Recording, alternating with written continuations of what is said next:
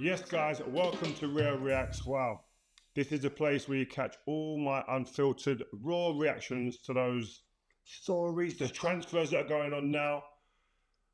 And what we can't start nowhere else today. Jadon Sancho has joined Chelsea on a loan, but with an obligation to buy. So he's gone. And the Jadon Sancho situation is one I think I've really kept close to. I've known Jadon since he was a kid. I've known of him, know his family.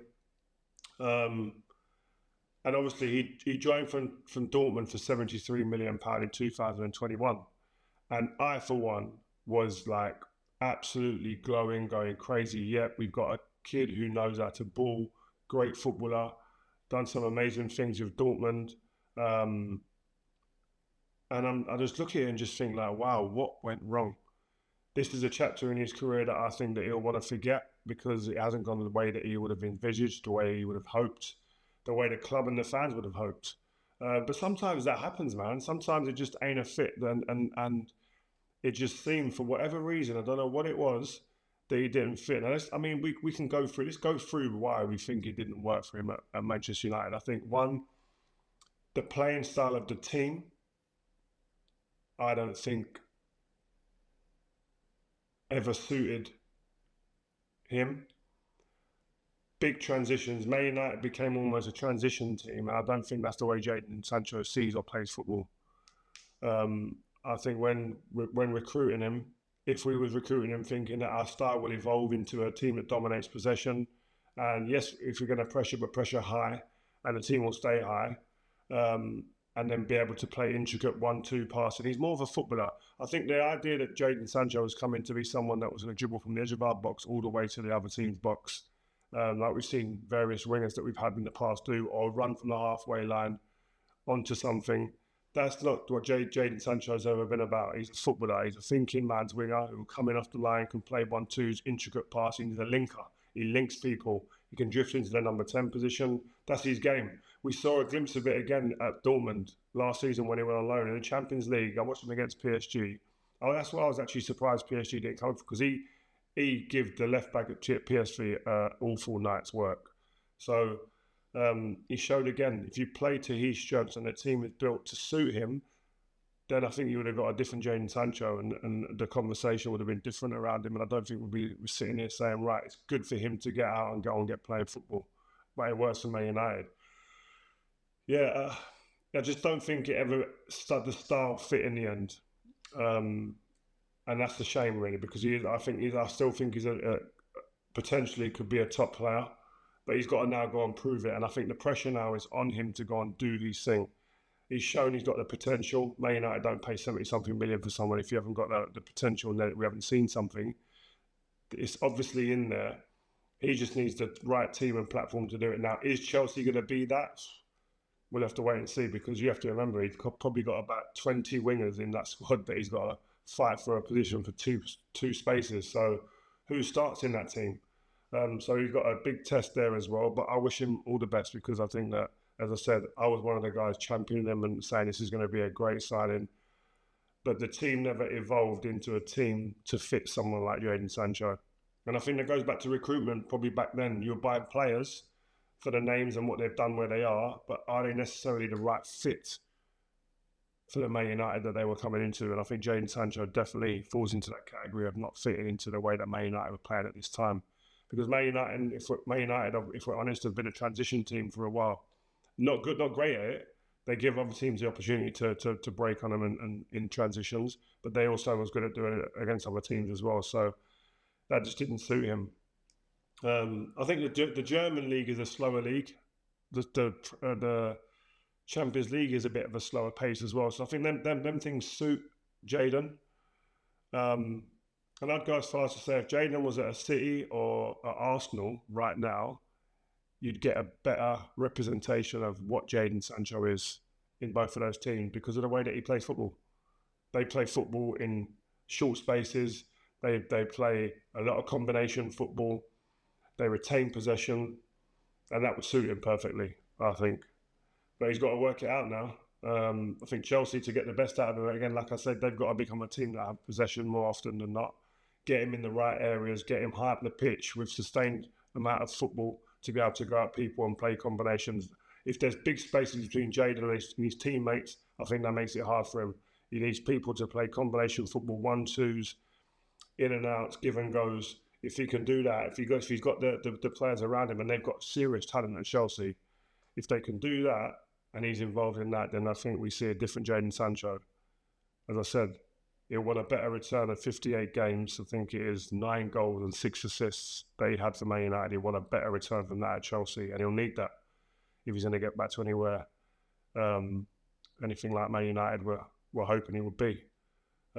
So yeah, man, I think it's good for Manchester United to get Sancho out, but I think it works as well for Sancho to get out and play. So good business, I think, for both Man United and for Chelsea. And I think, I think we're looking at Man United as well. You look at their window, I've got it here in front of me. They've got rid of a lot of players. £72 million they've got in. The likes of Mason Greenwood, Wan-Bissaka, among a lot of other younger players as well, have all gone. Anthony Martial, Varane. There's a lot of money. Huge wages have been shifted out of the club. And the signings, as I keep saying it, have been very sensible this window. And I think I've got to reiterate the fact as well. Any fan saying, we haven't had a big window more. No. I think we've got the right signings for right now. For where Man United are right now. I think Ineos has done a really good job in really kind of stripping it back and going, listen, we're not going to go a bonanza kind of recruitment search to make ourselves look good. We're going to do something that's going to set us up for the next phase, this next 1 or 2 windows, and give ourselves an opportunity to really start building for the future, not only as structural and infrastructure in the background, but also on the pitch. They've brought in some good, very young players as well. Again, Man United, it seems, again, Lenny Yoro, going back to buying the best young talent in their age bracket, the best. And I'd like to see that continue. And I think the players that they bought, you look at De Ligt, you look at Xerxes, Ugarte, they're just them 3 alone. Lenny Yoro, 4 of them. Them guys there, the thing I like about that is that I think Ineos have gone into this thinking, if these guys don't work out, there will still be a market for these players. I think the issue that Man United have had in the past when they've recruited players and they've gone and bought these big extravagant names, whether it be Ronaldo, whether it be Zlatan, whether it be all these other players, even like Van der Beek, Rafael Varane, like all of these players, even Casemiro, is there a market if those deals don't go right for these players? Are they going to recoup a lot of the money that they've spent on these guys, either it being fees or wages? And I think it makes it difficult. I think there's players that Man United would have loved to have got rid of before, but because their wages are so high and they've paid such big money for them, it's going to be very difficult to recoup that money. Anthony's a great example. Are Man United going to get anywhere near £80 million for him if he goes back in the market now that they've got 4 wingers that are probably ahead of him at the moment? I don't think so. So the businesses, I think, these ones that have come in now, if it doesn't go to plan with these guys or they just are mediocre, I think the next market for them, they could still get a decent amount of money and there's value in these players still. So economically, I think Man United are working in a different way at the moment, and that's quite pleasing. But obviously, these guys have got to still go out and prove themselves. I think, obviously, McTominay, I said that Man United should have kept him. But I got to be honest with you, yes, I understand why. He's got a 5-year deal, late stages of his career. Big money. The big thing, I think, to consider here, yes, you'd like him to stay because he's a product of the academy and all those things, and he's a great lad to have around the squad, great individual, great influence. I think probably the best 12th man in the league, or one of the top 3 12th men, I think, in this league for impact. But I think for FFP reasons, Man United probably had to make this deal happen if they wanted to get someone like Ugarte, who's a specialised 6, who would improve the team. So they had a decision to make, and I think you have to respect that. And good luck to Scott McTominay. Always give his all. And I heard all these shouts from people like Simon Jordan. Rio's trying to endorse or he wants average at the club. What are you talking about? This is obviously from someone who doesn't understand what I was talking about or understand the value of the 12th men. the 13th and 14th men in your squad. They're as important as anyone in that squad.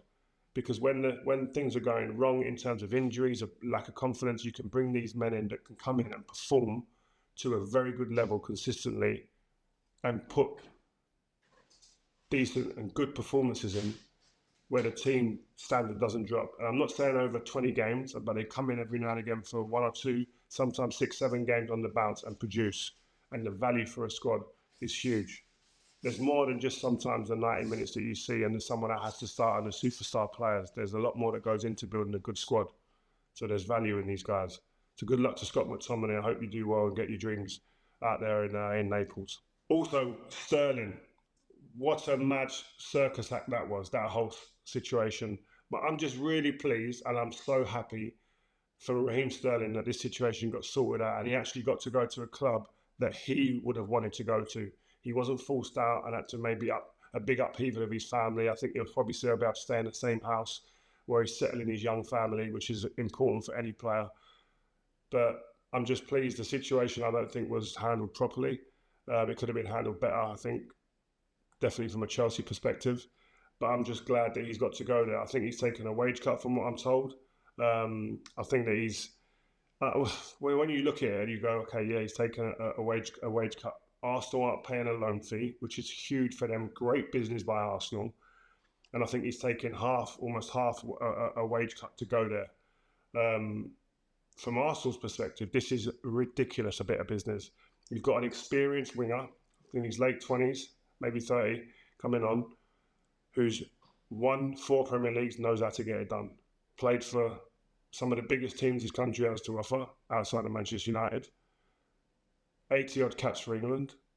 Experienced, knows the path to get trophies over the line.